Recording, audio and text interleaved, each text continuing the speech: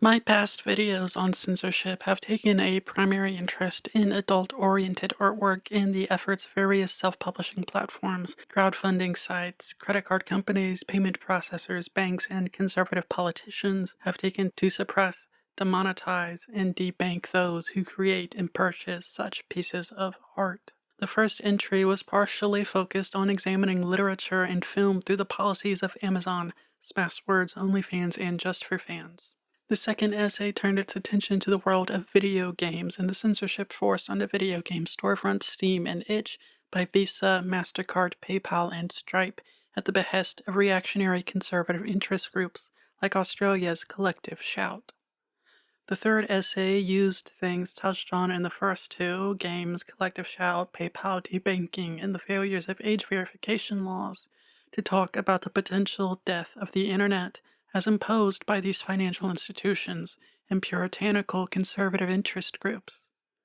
Where do we go from there, you might ask? I'm a writer. My first love in life was probably math, but the first truly deep love of my life was writing. I've written fiction since at least second grade. It is one of the few constants of my life. I am in love with the English language. My days are spent with prose and poetry. I love drama and essays. Terrible wordplay brings me the utmost delight. So let's talk about censorship and the death of language. 1. TikTok. It's 2025 when I'm writing this, and if you've been on the internet in the past half decade, you've likely heard of one of the worst contributions to the English language in the 21st century, unalive. Unalive, of course, is a barely considered euphemism for to die or to kill in any of its various forms, whether you're killing someone else or yourself. Does it sound idiotic to you? Does it sound childish? It does to me. I try not to get too annoyed with people behaving and speaking in ways I wouldn't, and yet there's one thing that irritates me to no end. People who see social media companies enforcing censorship over serious or adult topics and deciding not to push back against those attacks on language, but instead to give in to them and babyfy their language. At least, that's the claim adults make when they engage in this sort of self-censorship. It's to combat algorithmic censorship. But unfortunately, despite everyone's insistence that the internet is not real life, it has a habit of bleeding into it. In my essay discussing edgelords who use their supposed position on the left to defend their own use of bigotry and slurs, we talked about a specific form of irony poisoning. Edgy jokes about women slowly turning into actual sexist beliefs. Language has freed humanity. It also often traps us.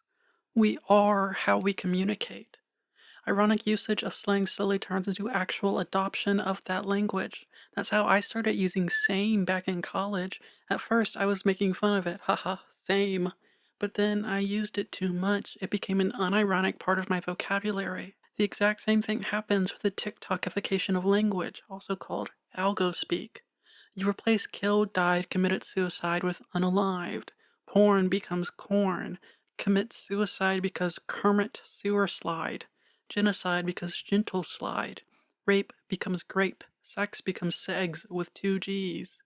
This bleeds into the real world. A report for the AP details how teachers have encountered students using unalive in the classroom.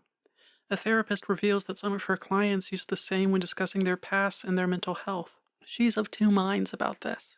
She says, I think when we avoid using specific language to talk about suicide and sexual assault, we risk contributing to a culture of silence and shame surrounding these topics.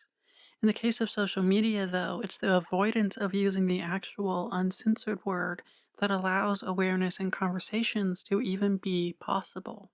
So on one hand, she sees it as a positive in that it gets around social media censors to enable people to discuss sensitive issues such as suicidal ideation. On the other hand, she sees it as a negative when it creeps into non-algorithmic use, a way of avoiding the seriousness of an issue and contributing to silence and shame. If we were capable of cleanly siloing off our linguistic habits, it would be a lot easier to take that stance and encourage others to act the same. But like with irony poisoning, here meant in the form of ironic usage poisoning the actual thoughts and habits of a person until What was once ironic is no longer. We are not so capable of doing this. It is difficult. In an interview with KQED, linguist and TikToker Adam Alexic talks about this tendency of algorithmic choices affecting one's offline linguistic patterns. He specifically refers to one of my most hated things of the 2020s, the mid-influencer standard dialect, where one pushes a lot of energy into their words and starts to emphasize it, seeming random, in order to gain and maintain an audience's attention on fast-paced apps like TikTok. You see it with streamers as well, and it's part of why I can't stand watching clips from Twitch.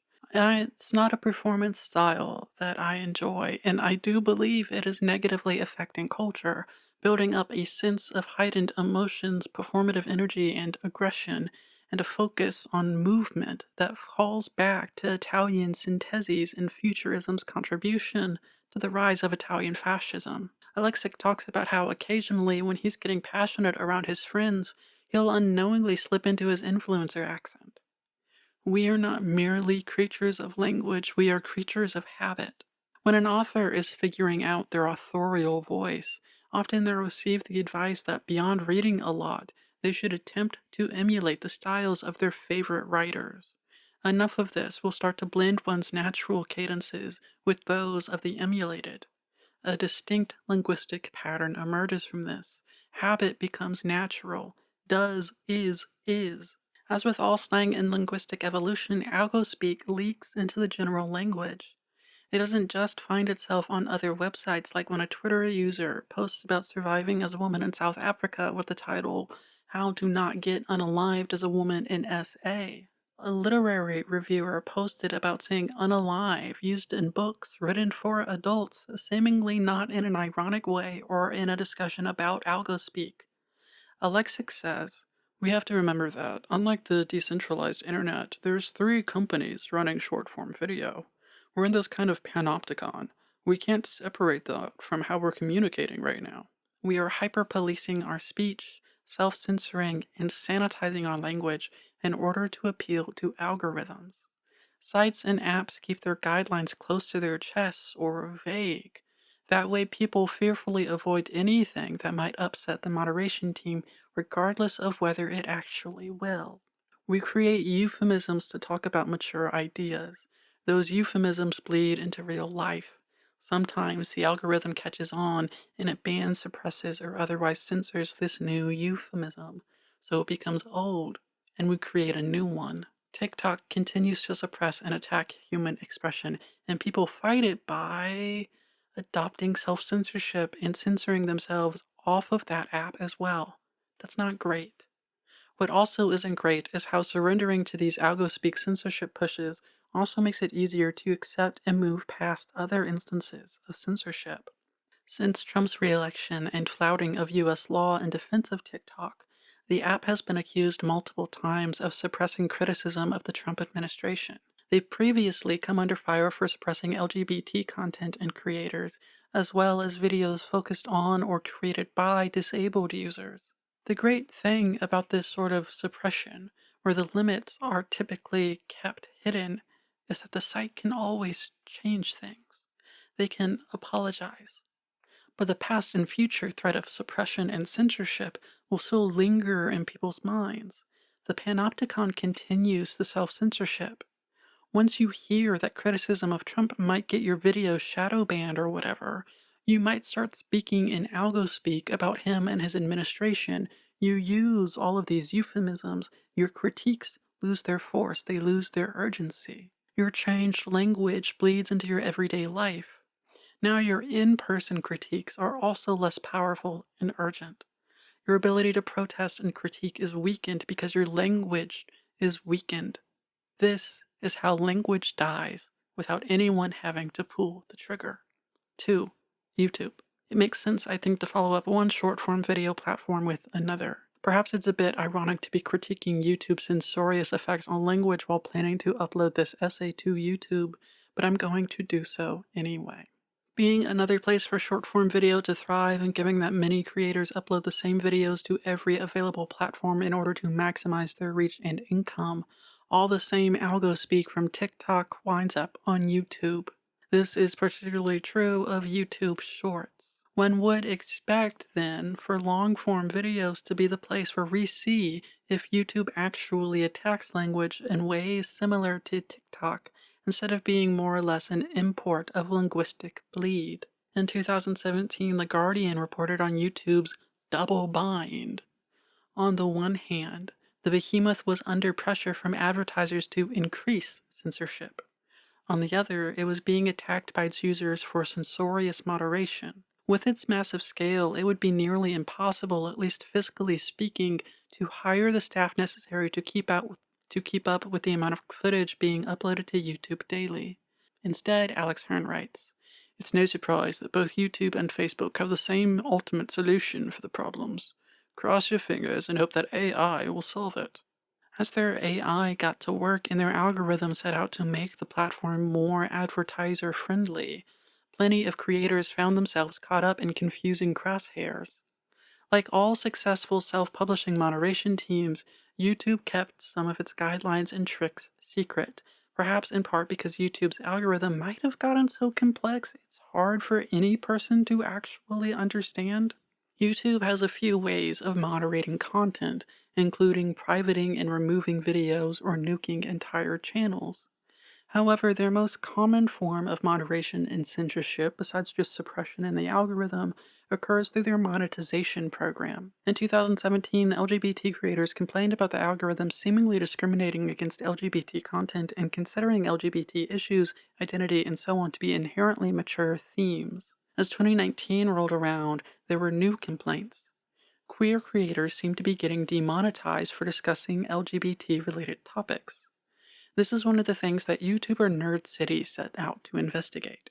He uploaded short, contentless videos with various titles, trying to see if any words would get automatically flagged by the AI for demonetization. According to his investigations, videos with gay or lesbian in the title were quickly flagged as not being advertiser friendly. Uh-oh. The following should be taken with a grain of sand and with the understanding that these things shift quite frequently, but also thinking back to the Panopticon. A list of title-tested words that seem likely based on the testing to get a video demonetized though not banned includes cancer, accuse, abortion, bulimia, bullying, censored ironically enough, cruel, deaths, Democrat dies, erotica, execution, genocide, hoax, idiot, illegal, lesbians, LGBT, Me Too, movies, Nazi, pro-choice, QAnon, racist, rape, rehab, romance, sexist, sexual health, sexuality, suicide, suspect, threat, tumor, vacuum, vape, victim, vor, and voter. Other words include slurs, sexual acts, references to historic war criminals, and curse words. Many of these are understandable, many of them are not, many are patently ridiculous. I ought to note that YouTube, of course, denied such actions by their bot and claimed that if such things happened, it surely wasn't on purpose. They weren't looking to censor LGBT people and conversations about our lives. It was an accident. And when accidents happen, the creators ought to appeal the decision. YouTube will respond to appeals saying they were looked over by a human, but based on the creators interviewed for this article and time extension, YouTubers by and large seem not to be buying it. As Tegan Moon puts it, they lie and tell you a human reviewed it, but you know they didn't. In the 2019 article and the list of allegedly demonetizable words, emphasis was put on the fact that these are only for the titles of videos. Descriptions, tags, and actual speech are far less monitored and strictly attacked. I wonder if that's true, though, at least now. Alexic talks about how everything is now metadata. When YouTube makes its automatic transcript of a video, one does wonder how much of that transcript is fed to an AI to determine monetization. I further wonder how likely that AI is to understand context. Long-form true crime creators will sometimes use unalive instead of killed. They'll use graped instead of raped. In those instances, people will sometimes be in favor of demonetizing that sort of video anyway, saying it's like gross to make money off of or whatever. But what about an assault survivor sharing essays, lessons, and resources about their experience without sanitizing the horrors they went through? What about independent journalists covering war and crime? Beyond speculation, there is one aspect of YouTube's transcripting that does annoy me as far as censorship goes. By default, It will not transcribe curses. If the auto captioner picks up on a curse word, it will replace the word with a blank bracket. I was aware the bracketing thing was occurring in my own videos and elsewhere because, despite being generally well hearing, I tend to watch everything with the captions turned on. What I was not aware of until I started writing this paragraph for this essay is that this setting is one that a creator can turn off. YouTube's reasoning for this feature is that they prefer not to accidentally place curses in a transcript where there are none, even if that means not placing any where there are. That seems a decent enough goal. However, as Ahmed Khalifa wrote on this back in 2020, this does a disservice to deaf and hard of hearing people like him. It functionally sanitizes their lives. They aren't able to hear the potential curse in the audio, and so they rely on the captions to be accurate, including accurately portraying the crassness involved. Of course, creators can easily fix this by turning that little function off and then going through and correcting added but not there swears when and if those occur. But I do wonder how many people are aware of this? How many know they can turn it off? Why is an accessibility feature turned toward automatic censorship? This is a case of good intentions not necessarily paving the path to heaven, as it were. YouTube claims that it will sometimes allow for educational and artistic exceptions to community rules.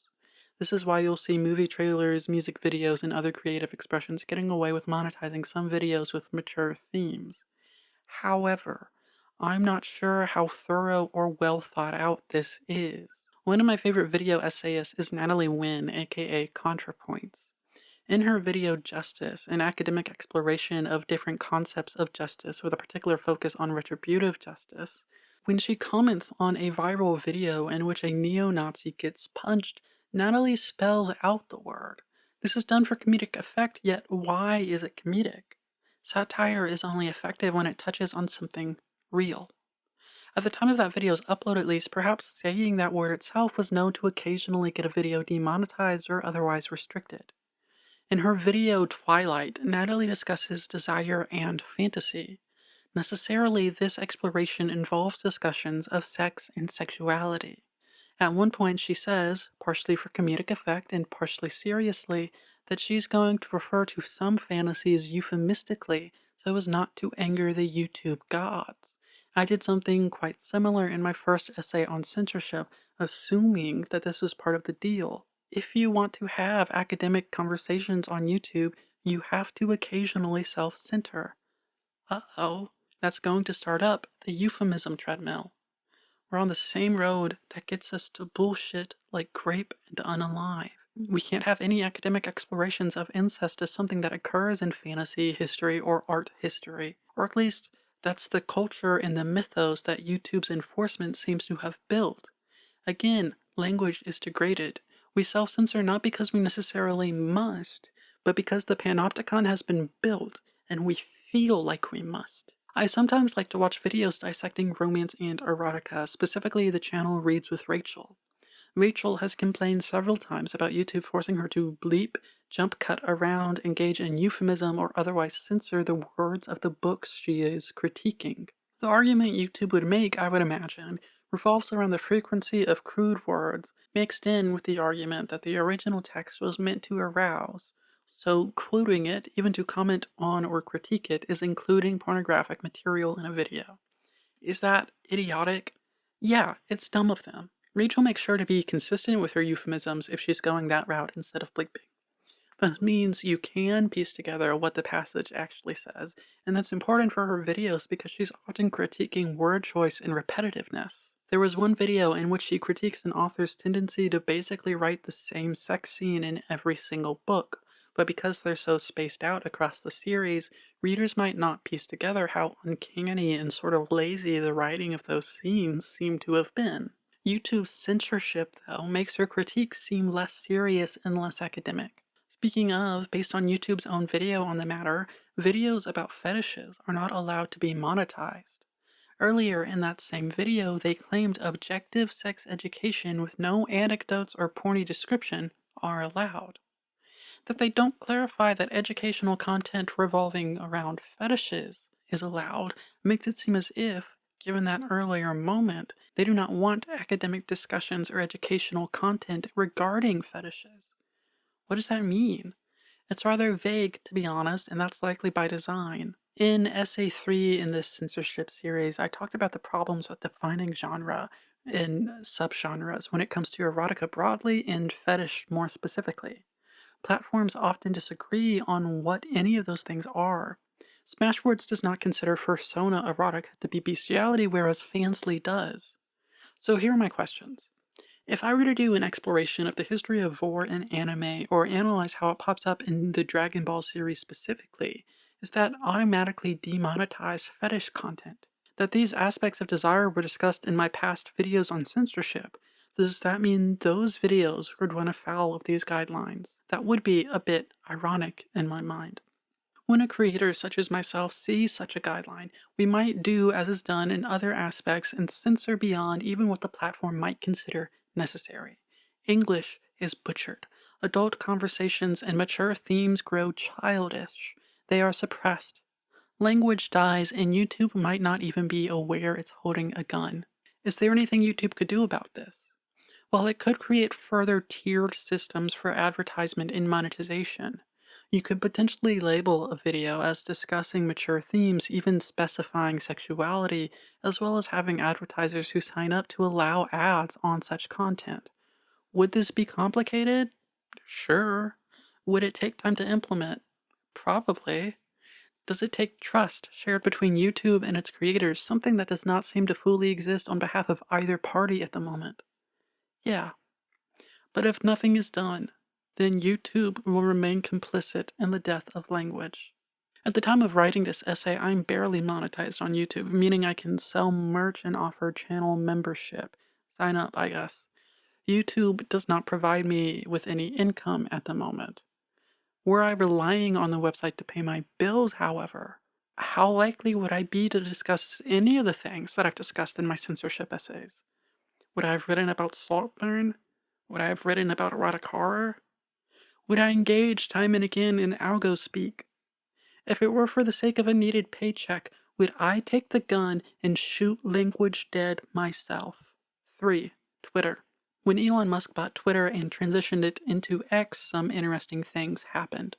For instance, there was a period of time in 2023 when Twitter targeted the following words: trans, gay, lesbian, queer, bisexual, sex, sexuality, intersex, homosexual, and gender identity. Not targeted at the time were things like heterosexual and the F slur for some reason. It is interesting to note that so far each of these companies has a history of suppressing conversations about and by LGBT individuals and about adult content, whether this is on purpose or not. Speaking of, not long after Musk decided he wanted that sweet, sweet songbird to be his, the word and prefix cis became censored, as in cisgendered. A cisgendered person is someone who is not transgender. But because Elon Musk is a transphobic bigot, he declared cisgender a slur, and cis itself a slur. Why might this be? Well, because he's a transphobe who aims to use language to attack trans acceptance. If you're not allowed to say cis, then you'll either say not trans or give up on using an identifier at all. This has the subtle linguistic effect of making one either normal or trans. This helps normalize and protect transphobia and transphobic discrimination. Now, most people get around this in one of two ways. You stick a character in the middle of the word, like a exclamation point, or you use some stylized I whose Unicode isn't picked up on by the filters. Yet still, even this contributes to the panopticon. It contributes to self-censorship, not in defense of people being harassed or threatened, but in defense of bigotry. Who wants to spend all their day talking about Twitter, though? When you talk about censorship on Twitter, everyone wants to talk about how they're upset they can't tell people to kill themselves, or call everyone slurs, or dox people. Ugh. Or they want to talk about link suppression. I don't necessarily mind conversations of such things sometimes, but they aren't particularly germane to the topic at hand, the death of language. The censoring of cis, a neutral descriptor, however, very much is. 4. OnlyFans. OnlyFans is likely the first thing that comes to mind when you think adult film, adult models, and amateur adult content. Surely, if they permit all of that, then excluding the conversations we had about them, their censorious ways in regards to sex art and the negative effects of payment processors from the first essay, they aren't contributing to the death of language, right? Alas, they are. Why is this? They, like everyone else mentioned so far, rely on automated filtering and AI that does not understand context. As such, they would rather ban widely and instill a sense of fear and self-censorship. One would assume this helps them appease their financial overlords. When you post on OnlyFans, if you include a word in your description that they have banned, they will let you know about it and refuse to let you post, though they might not necessarily tell you what word it is. They will tell you instead to edit your caption. This is nice because some of the words they banned can be quite confusing and common. I looked up a list of supposedly banned or restricted words. I took those words and ran them through two separate OnlyFans text checkers. The following words are only those which all three agree would not fly. After each word, I may or may not go into some situations where they would be used, which a serious adult website would not ban them for said usage. 1. Animal. A very common metaphor is he's an animal in bed. You're an animal. There's a Maroon 5 song about it, for God's sake. It's banned to keep away bestiality, of course, though it also prevents creators from talking about animal print fashion, the animals they might have in their private lives, saying they put the animals in the other room so they're not being watched, and dialogue about spirit animals or other such small talk that might lead into a sex scene, or even in cases of an entirely non-erotic video or post. 2. Bareback. I have no idea why this is banned, perhaps as another measure against bestiality, as riding bareback is a phrase used to both describe a form of intercourse and a way of riding horses and the like. It generally means unprotected sex. Why would a platform for erotic film, photography, literature, and audio be so idiotic as to blanket ban a common word used to describe an incredibly popular subgenre of content, a subgenre they allow? 3. Blood. This is assumedly to block blood play. However, it also happens to prevent one from talking about safe sex and sexual education. It also prevents one from talking about the usage of fake blood. You also cannot throw up, though I don't know why you would, a video in which two gang members, a Blood and a Crip, are star-crossed lovers who get intimate, without any violence in the film. 4. Child. Understandably, you don't want child sexual abuse material or anything that might approach it. Unfortunately, this also prevents someone from saying, I want to give you a child in a romantic erotic film. It prevents erotica about a woman who is self-conscious about her body after recently having had a child, a film which some women might find quite reassuring and would have absolutely nothing to do with illegal content. 5. Choke. This is due to a ban on asphyxiation, not illegal. It does also restrict the ways you can talk about a specific form of oral intercourse or even teasing that does not involve the exact physical reaction.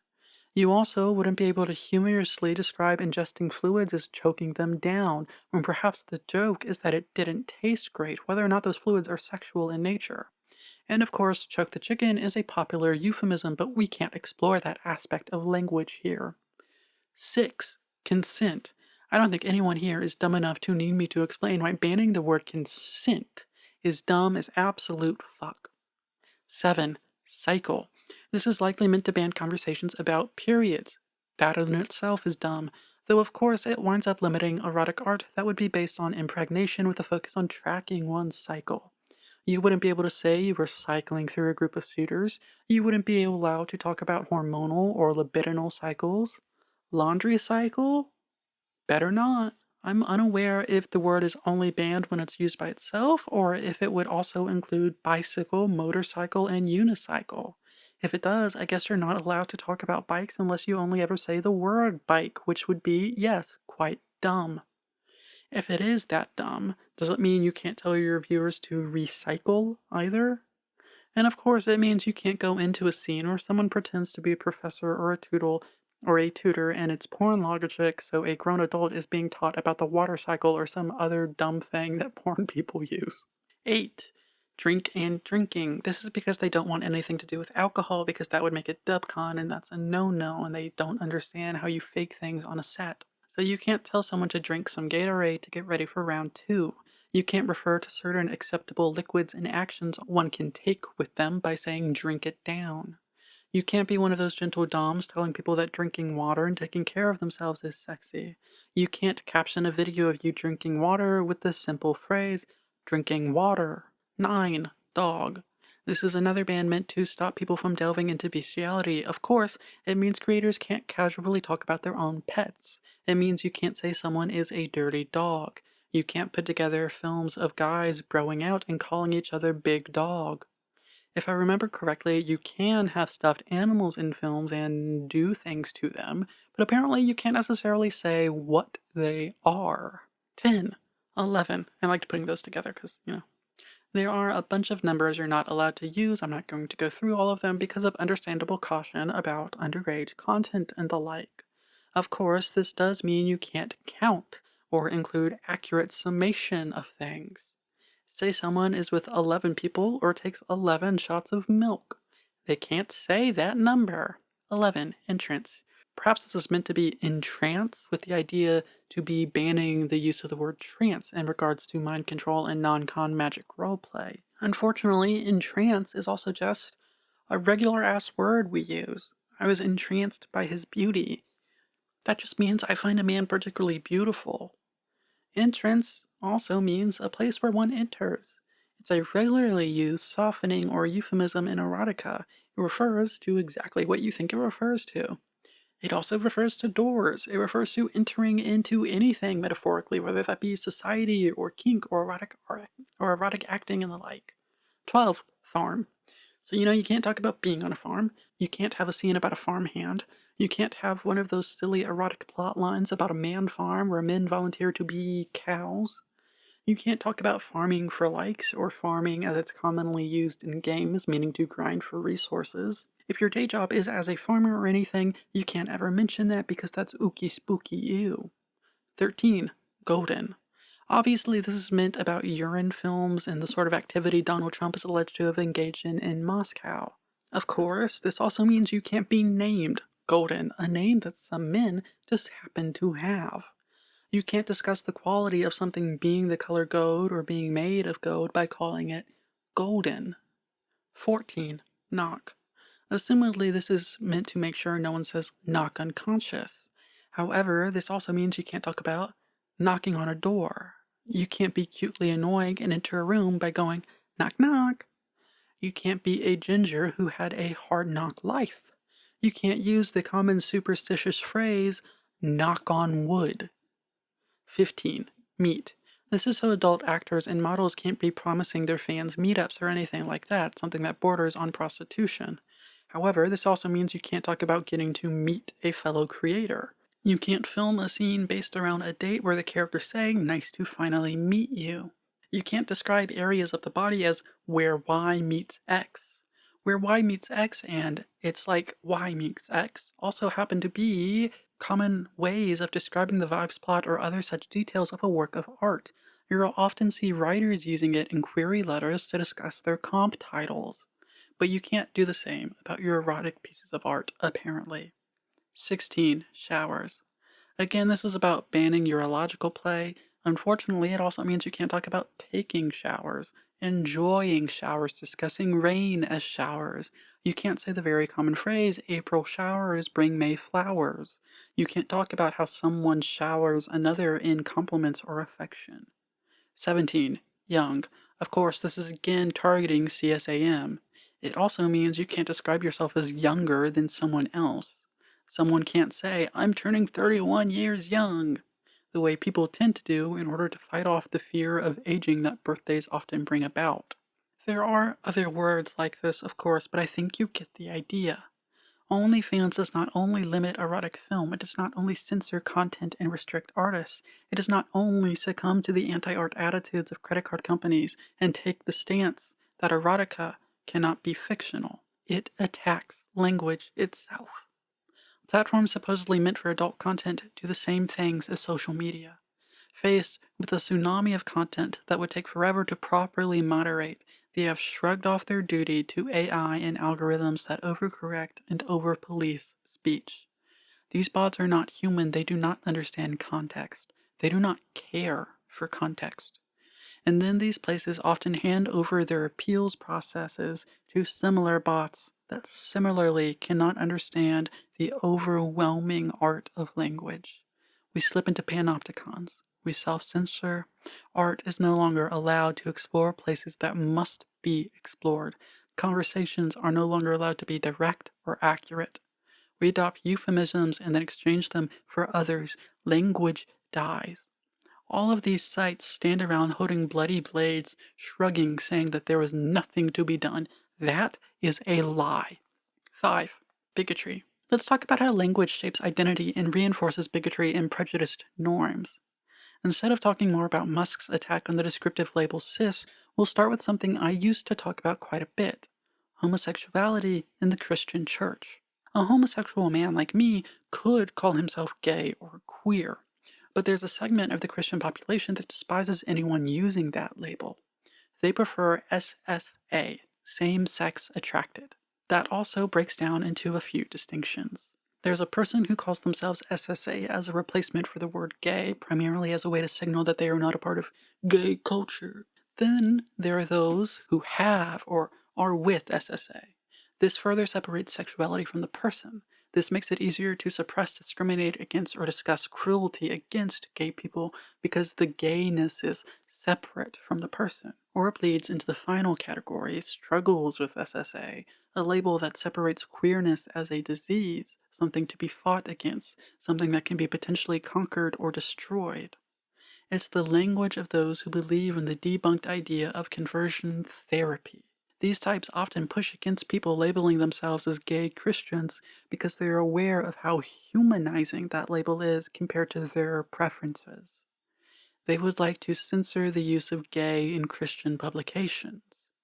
Through censorship, they aim to reconstruct identity and political rights. After all, in their minds, if gay people are those who struggle with something akin to a disease, then their bigotry is justified. You don't want others to get sick, after all, you have to protect them. Sanitizing language creep is also how bigoted people attempt to normalize their beliefs. Sticking with queerness and Christianity, you see this with discourse about the various sides. There's side A, who say it's perfectly fine to be gay and get gay married. They are correct. Side B says it's fine to be gay, but you also have to be celibate. Side Y says you should use SSA or some other bullshit, that gay desire is a sin regardless of if you act on it, and some gay people should get straight married, but they don't necessarily push conversion therapy. Side X just flat out hates gay people and wants us all to be subjected to the tortures of conversion therapy. Great. Those are clarifying labels, but at the same time, they are sanitizing, aren't they? We can separate this into affirming and non-affirming, with side A being the only affirming side. Side B doesn't necessarily like that framing because it gets closer to the shameful truth for them. That's because affirming and non-affirming are also euphemistic words. Affirming is non-homophobic. Non-affirming is homophobic. When side B insists on the side labeling, they're doing their best to avoid the inherent homophobia of their beliefs being pointed out, because to acknowledge their acquiescence to homophobic systems would require reckoning with the shame that such bigotry tends to bring when viewed for what it really is. Humans are linguistic characters. Language shapes our reality. It shapes how we conceive of ourselves, our places in the world, and how we relate to others. He who controls language controls the universe. No, he wouldn't have control over the laws of science, but he would be the one who shapes politics, history, economics, and society. Let's talk about another example. In January of 2025, several agencies in the Trump administration told their employees they were barred from continued usage of identifying pronouns in their email signatures. This was not an order about neo-pronouns like catboy, catboys, catboy self, or other non-typical pronoun usage like z's or zim. Nor did it explicitly target trans people, though of course targeting trans people was the purpose behind the order. People were quick to point out the general harms and workplace embarrassments this would lead to, beyond its effects on trans and non-binary individuals. The misgendering of cis people with gender-ambiguous names like Alex, Bailey, Cameron, Dylan, Emery, Fallon, Gray, Hunter, Ira, Jesse, Kit, Lindsay, Morgan, Noel, which is sometimes pronounced Noel, Onyx, Peyton, Quinn, River, Sasha, Taylor, Vanya, Whitney, Yuki, or Zuri, amongst many others. This also affects those with names Americans might not be used to and are unsure of the typical gendering for, perhaps Korean or Swahili. For those people, including their pronouns in their emails, especially when that is their primary form of communication with a coworker, boss, or underling, makes for a smoother, more comfortable, and more productive workplace.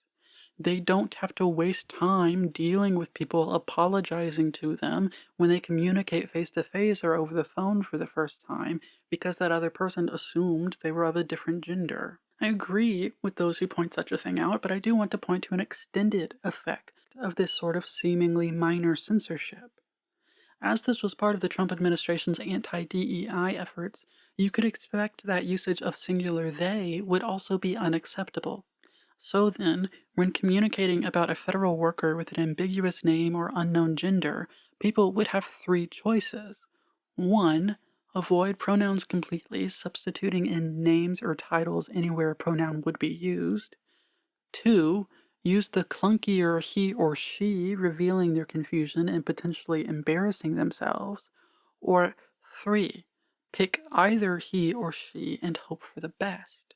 When you ask someone to default to he or she, they will pick based on gendered assumptions, typically, about personality and career positions. This will subtly enforce sexist standards.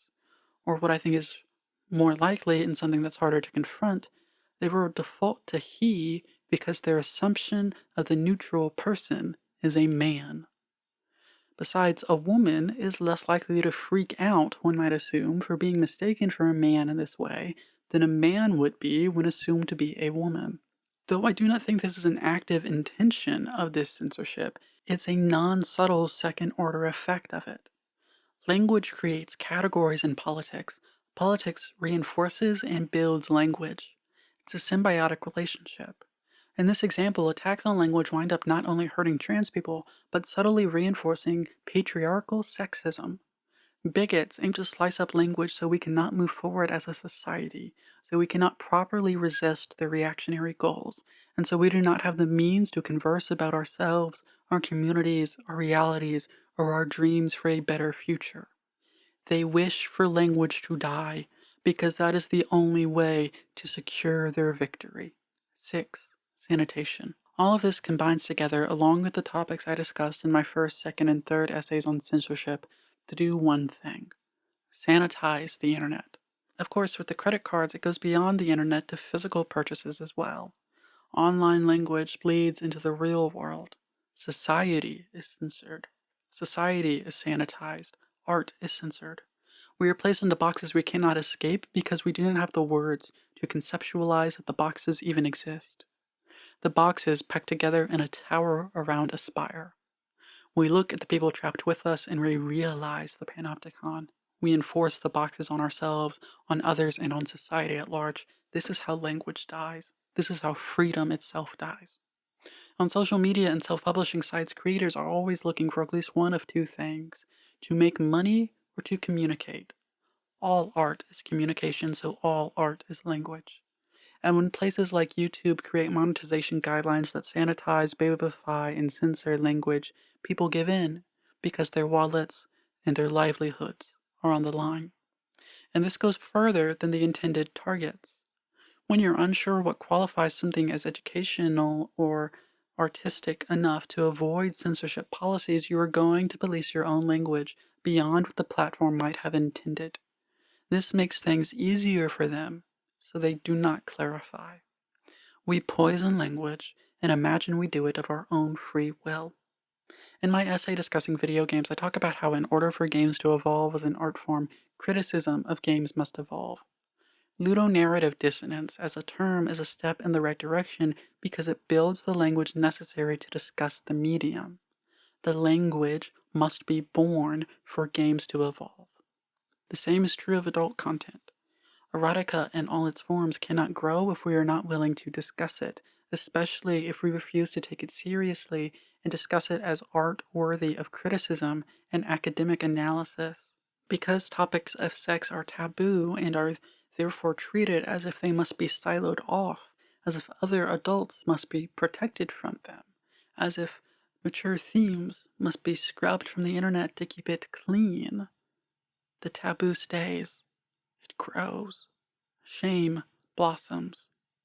The therapist discussing TikTok algo speak said, I think when we avoid using specific language to talk about suicide and sexual assault, we risk contributing to a culture of silence and shame surrounding these topics.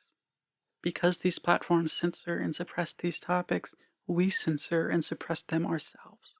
We call for them to be censored and suppressed. We view them as shameful. We view interrogations of them, whether academic or artistic, as inherently suspect and immoral. So the shame builds. So we continue not to talk about these things. Muscles atrophy and die when they are not used. When we do not talk about these things, we lose the language to talk about them. We are incapable of evolving and seeing improvements. Language dies and we die with it. Creators are left with a catch-22. You either give into censorship and algospeak, contributing to the death of language and our own imprisonment, or you risk never reaching anyone, being suppressed and censored, and not being allowed to make a cent from your hard work. We ought, of course, to sympathize with this. And yet, when this is brought out as an excuse, specifically around TikTok's disgusting contributions to the death of language, it fills me with nothing but ire. We have to do it. It's what the almighty algorithm demands. After all, even if we did resist, it's not like the platforms would care about the protests of some users taking a stand for speech. But that stance must be taken. Language must be defended. Who is to blame for the pervasiveness of unalive? Fucking TikTok. They should be named and constantly shamed for this. Their constant attempts at murdering language must be decried as the crimes they are. The same goes for every single platform that engages in this nonsense. My inclusion of OnlyFans here and previous discussions in past essays should perhaps clue you in on the fact that I do not let adult performers, publishers, and artists off the hook here either. I have been incredibly disappointed in the many erotic artists I have kept up with for one reason or another who have refused to speak up on attacks on their art form. Cowardice kills art and language. OnlyFans just for fans, Fansly, Unlocked, UV Club, Smashwords, Amazon Itch, Steam, Gumroad, DeviantArt, Patreon, and more. All of these sites are complicit in censorship, anti-art attitudes, and the death of language. That is a shame. They do not rally their creators or users against censorship. They do not educate them about fantasy or art. They do not embrace their duty as protectors of art and artists. That is shameful. Adult-oriented platforms such as erotic film publishers a la Pornhub have a duty, in my mind, to begin branching out.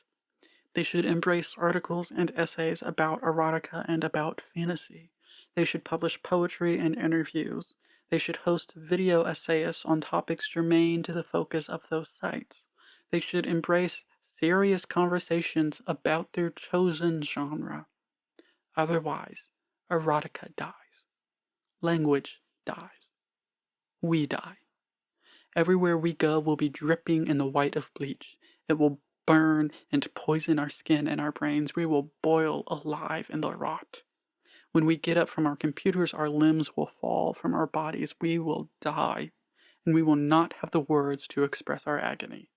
7. What can we do? That was a lot of negativity, and for that I do apologize. I do not want to put out negativity into the world. I do see a better world. I am an optimist, not that I come by it honestly. I'm a trained optimist. It is the way I have learned to survive. Are there things we can do? Yes, we talk. You need to get out there and yap your goddamn head off. Write reviews of the pornography you enjoy and that which you don't. Note why you do and don't. Talk about what you enjoy and why. Talk about death. Talk about murder. Talk about the afterlife. Talk about assault. Write essays even if they're shit essays. Record them even if you're shit at recording, and stick them on YouTube even if you don't get enough views to write home about. Do not use algo speak. When you see it, don't simply point out its harms. Make fun of it. Laugh at its childishness. Laugh at its stupidity. Laugh at the egos these companies must have to think they can destroy language. If everyone is looking to make the internet a space only fit for children, then we adults have a duty to refuse that transformation. We have a duty to discuss mature themes, and we have a duty to discuss them maturely. That does not mean we cannot make jokes. It does not mean we cannot be lighthearted. It doesn't even mean we must be knowledgeable or rigorous in our every move. It simply means we must use language like we were adults who value it. My fellow sexual assault survivors should, if able to and comfortable enough to, share our stories unflinchingly. We say rape. We do not say grape. Erotic artists, actors in specific, should start discussing their work in a serious way. Their socials should not only be filled with erotic posts and TikTok nonsense. They should discuss their influences, their aspirations, detail how and why you do the things you do. Who are your filmmaking idols? Are there any erotic films and performances you aim to emulate? What are your thoughts on sexuality and fantasy? What makes something erotic? What is beautiful? Talk about the editing process. Talk about lighting. Talk about scripting. Have some goddamn pride and talk about your art as art. Talk about the risks of censorship and how platforms and the financial industry constantly assume in bad faith that erotic art is pure unedited documentary. Talk about the attacks on erotic games because they will come for you next. When you discuss death, murder, and suicide, use proper words. No one has been unalived. No soul is deserving of such little respect so as to be referred to in such a way. I have not struggled with desires to unalive. I have struggled with suicidal ideation. And I am an adult who takes this seriously, so I use my big boy words to describe this part of my history. We have two futures ahead of us. Future 1, the internet regresses into childhood. It Benjamin Buttons until it dies in newfound infancy. Future 2, it and we finally grow the hell up. I know which one I prefer. Now you have to make your choice. Howdy, and thank you so much for watching. Like, comment, subscribe, share if you're feeling saucy. You can join me over on Patreon if you would like, wherein you'll get these videos and others early. You'll also get to have some fun behind the scenes access to some of my art projects, some more personal vlogging style content, and you'll just get to support me and we'll get to chat about art a whole bunch, which is what I love to do most. You can go over to Amazon Smashwords or wherever you get your ebooks and purchase a copy of my poetry collections, Butterfly Snuff, and A Museum of Art and Eggs, both of which are also available in paperback and hardback. I have a second channel where I'm just reading through a bunch of public domain stuff for the fun of it and through my own work, so you'll get readings of these poetry collections and some short stories and some longer form fiction when I get around to it, and some plays. And I have a third channel where I'm uploading my music and art instead of having it all clog up this channel. So go support those if you feel like it. That content, a lot of it will also be getting uploaded early to Patreon. So if you want all of my stuff in one convenient space, Patreon is the place to go, which would be really cool of you, you know? I hope you have a fantastic day. Do not be rude in the comments. Do not go and harass anybody. And I will see you next time.